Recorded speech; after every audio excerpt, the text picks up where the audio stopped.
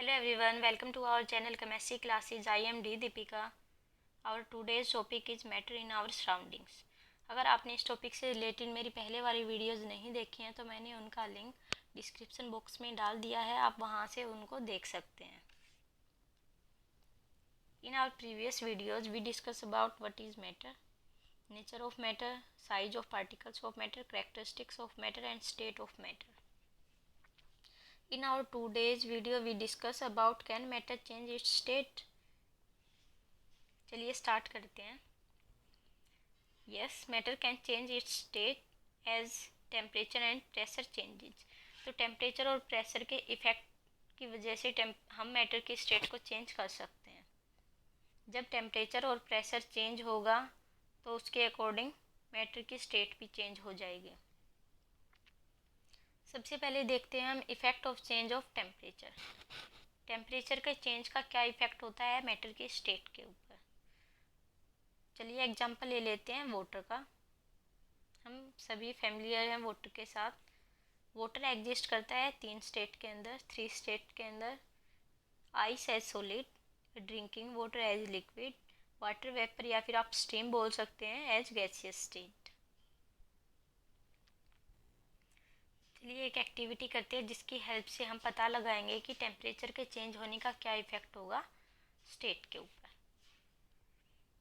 चलिए हमने ले ली ice cubes as solid state. जब हम बर्नर के थ्रू उसको हीट एनर्जी प्रोवाइड करेंगे तो सॉलिड्स का जो होगा टेम्परेचर इंक्रीज हो जाएगा. टेम्परेचर इंक्रीज होने की वजह से जो आइस के पार्टिकल्स की काइनेटिक एनर्जी है वो भी इंक्रीज हो जाएगी. काइनेटिक एनर्जी के इंक्रीज होने की वजह से क्या होगा, आइस के जो पार्टिकल्स हैं वो स्टार्ट कर जाएंगे वाइब्रेट होना ज़्यादा स्पीड से. जब जो एनर्जी हम अप्लाई करेंगे आइस क्यूब्स के ऊपर एज हीट एनर्जी, वो एनर्जी यूज हो जाएगी to overcome the force of attraction between the particles. एक ऐसी स्टेज के ऊपर हम पहुंच जाएंगे जब सॉलिड यानी कि हमारी आइस वो मेल्ट होना स्टार्ट हो जाएगी और लिक्विड के अंदर कन्वर्ट हो जाएगी. वो पॉइंट जहाँ पे हमारी आइस मेल्ट होना स्टार्ट होगी या फिर कोई भी सॉलिड मेल्ट होना स्टार्ट होगा, उस पॉइंट को हम बोलते हैं मेल्टिंग पॉइंट. हमारी आइस के लिए जो मेल्टिंग पॉइंट है वो क्या है, वो 0 डिग्री सेल्सियस है या फिर 273 केल्विन बोल सकते हैं हम. देखिए जब सॉलिड मेल्ट होता है ना तो उसका टेम्परेचर कांस्टेंट रहता है, सेम रहता है. तो जैसे अब हमारे मन में क्वेश्चन आया होगा कि वो एनर्जी कहाँ चली जाती है. जो हीट एनर्जी हम बर्नर के थ्रू प्रोवाइड करते हैं तो वो एनर्जी कहाँ चलेगी. तो उसका एक सिंपल सा आंसर ये है कि जो एनर्जी हम प्रोवाइड करते हैं हीट एनर्जी, वो यूज हो जाती है to overcome the force of attraction between the particles. एक टाइप से वो एनर्जी गायब हो जाती है यानी कि हिडन हो जाती है. तो हम उसको बोलते हैं latent heat of fusion. Latent का मतलब होता है हिडन. फ्यूजन क्यों लगाया हमने, फ्यूजन इसलिए लगाया है क्योंकि फ्यूजन वो प्रोसेस होती है जिसके अंदर हम सॉलिड को लिक्विड के अंदर कन्वर्ट करते हैं. ओके, क्लियर हो गया ना. तो लेटेंट हीट ऑफ फ्यूजन की डेफिनेशन देखिए. The amount of heat energy that is required to change 1 kg of solid into liquid at atmospheric pressure at its melting point. Simple way में बोलें तो latent heat क्या है. Latent heat of fusion वो heat है जो हमें require होगी, जो यूज होगी सॉलिड को लिक्विड के अंदर कन्वर्ट करने के लिए. ये सबसे ज़्यादा इंटरेस्टिंग क्वेश्चन है. देखिए, why the particles of water have more energy than compared to the particles of ice at same temperature. हमारे पास आइस है, ओके, एक होगी आइस, दूसरा हमारे पास हो गया वाटर. तो ये जो वाटर के पार्टिकल्स हैं यानी कि लिक्विड स्टेट के, इनकी जो एनर्जी होगी वो ज़्यादा होगी एज कम्पेयर टू आइस के पार्टिकल्स से. क्यों, इसका रीज़न ये है कि जो हमारे वाटर के पार्टिकल्स जो हैं वो क्या है, latent heat of fusion contain करते हैं. लेटेंट हीट ऑफ फ्यूजन की वजह से वाटर के पार्टिकल्स की एनर्जी ज़्यादा होगी एज कंपेयर टू आइस के पार्टिकल्स की एनर्जी के. चलिए अब हम देखते हैं कि अगर हम फर्दर टेम्परेचर को इंक्रीज कर देंगे, फर्दर हम हीट सप्लाई करेंगे वाटर को, तो क्या क्या चेंज होगा। जब हमारा आइस से वाटर चेंज हो चुका है तो उस वाटर के ऊपर हम कंटिन्यूस सप्लाई रखेंगे हीट एनर्जी की। तो जब हम कंटिन्यूस सप्लाई रखेंगे हीट एनर्जी की तो जो वाटर के पार्टिकल्स होंगे वो मूव करना स्टार्ट कर देंगे ग्रेटर स्पीड से, और भी ज़्यादा स्पीड से। इसकी वजह से क्या होगा कि पार्टिकल्स के बीच का स्पेस है वो और ज़्यादा बढ़ेगा, और कुछ टाइम बाद हम एक ऐसे टेम्परेचर पे पहुंच जाएंगे, यानी कि बॉइलिंग पॉइंट पे वाटर के, जहाँ पे वाटर स्टार्ट हो जाएगा चेंज होना वाटर वेपर्स के अंदर। ऐसा पॉइंट आ जाएगा जहाँ पे पार्टिकल्स के पास एनफ एनर्जी होगी to overcome the force of attraction between the particles, और वो वाटर वेपर के अंदर चेंज होना स्टार्ट हो जाएंगे। हमारी जो आइस थी उसका जैसे हमने देखा था मेल्टिंग पॉइंट 0 डिग्री सेल्सियस और 273 केल्विन। तो अब हम देखेंगे कि हमारे वाटर का बॉइलिंग पॉइंट क्या होता है।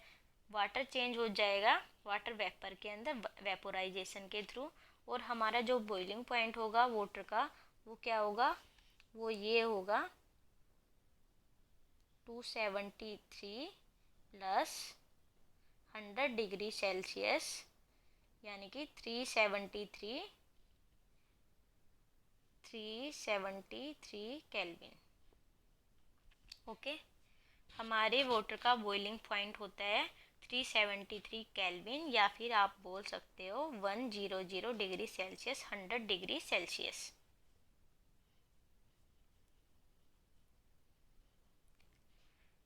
तो सेम क्वेश्चन यहाँ पे आता है कि जो हमारे स्टीम के पार्टिकल्स जो होते हैं उनकी एनर्जी ज़्यादा होती है वाटर के पार्टिकल्स के कंपैरिजन में एट सेम टेम्परेचर। क्यों?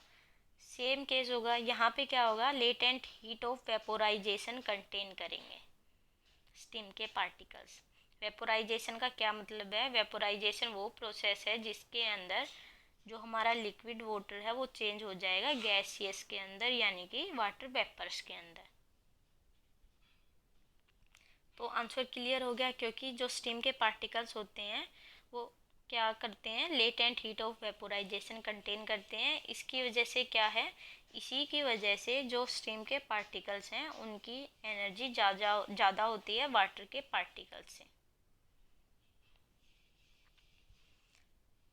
ये डायग्राम क्या शो करता है? ये डायग्राम शो करता है कि जब हम सॉलिड स्टेट का टेम्परेचर इंक्रीज करेंगे उसको हीट प्रोवाइड करेंगे तो वो लिक्विड के अंदर चेंज हो जाएगा। जब लिक्विड को हम और ज़्यादा हीट प्रोवाइड करेंगे तो वो गैस के अंदर चेंज हो जाएगा।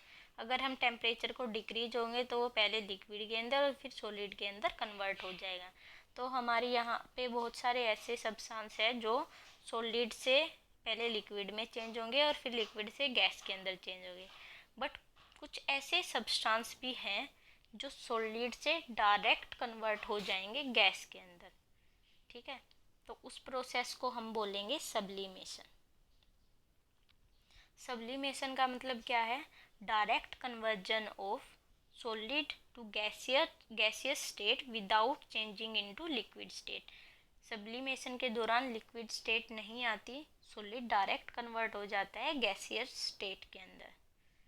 चलिए हमने एग्जांपल ले लिया, हम सब्लिमेशन करते हैं अमोनियम क्लोराइड का या फिर हम कैम्फर का करते हैं। ये दिख रही है ना, ये हमारी है अमोनियम क्लोराइड की वेपर्स। तो सब्लिमेशन का सबसे बेस्ट एग्जांपल है किसका सब्लिमेशन? अमोनियम क्लोराइड का, या फिर हम कैम्फर का कर सकते हैं। अब हम देखेंगे कि प्रेशर के चेंज होने का क्या इफेक्ट पड़ता है मैटर की स्टेट के ऊपर। हमने एक सिलेंडर ले लिया, उसके अंदर गैस पार्टिकल्स हैं। ठीक है, ये पिस्टन है हमारा। जब पिस्टन को हम कंप्रेस करेंगे तो क्या होगा, पार्टिकल्स के बीच का स्पेस कम हो जाएगा, और जब हम गैस जो होगी वो कंप्रेस हो जाएगी। यानी कि by applying pressure we can compress gas and change it into liquefied gas. By applying pressure and reducing temperature we can liquefy gases.